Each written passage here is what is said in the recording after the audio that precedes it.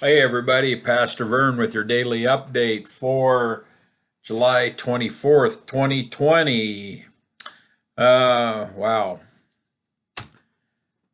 We're months into this change in our lives. I don't know when we're going to be back to where we were. Maybe we don't want to go back to where we were completely. Think about that. As we think about, as we're studying the book of the Bible and Bibles and going through some of the history of God's people, there are times we wouldn't want to go back to, even in our relationship with God. Maybe we're going to head into a better time. I think Christians are more at risk than they've been for a long time, and I think also that sometimes God puts us to test. So, as we think about that, and as we think about some of the things that we've learned about the books of the Bible in the last few days, and we're going to continue to think about, let's not be thinking about getting back to normal. Let's be thinking about getting to a place where we are better than we were before this started. All right. Well, we're going to look at Ecclesiastes this week or today a little bit. Ecclesiastes is a book that is kind of dark and disturbing. It is really written, we believe it's written by Solomon in a time where he was backsliding. We talked about what great wisdom he had in Proverbs. Well, he wasn't always so good at taking it himself. He backslid with God. He got into a dark period, and that's when a lot of this was written. The words Ecclesiastes, official speaker in an assembly or a preacher. And really, what we're talking about here is that even though he was king, he had lost his ability to acquire secure happiness.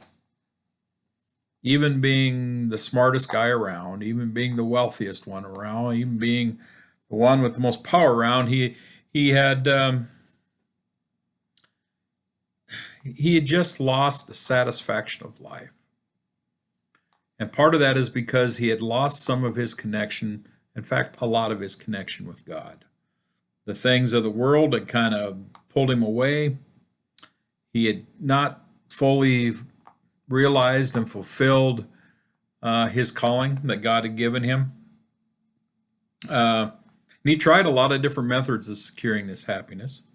And you will see that kind of in this scripture. And one of the things that's probably most significant about this is that he talks a lot about vanity from this prospect of it being destructive.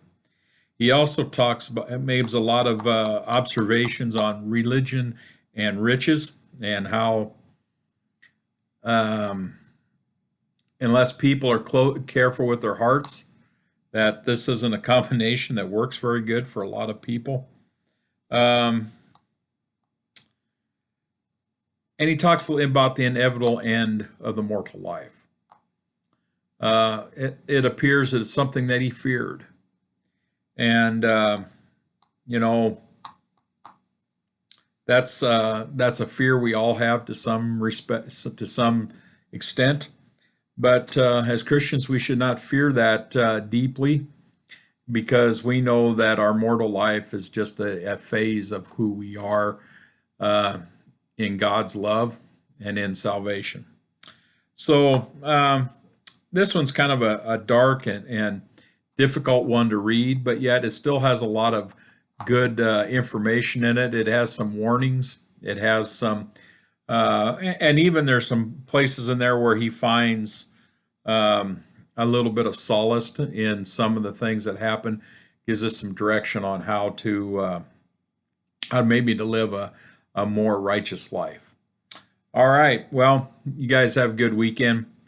If you feel comfortable coming to worship, please do. If not, continue to watch online.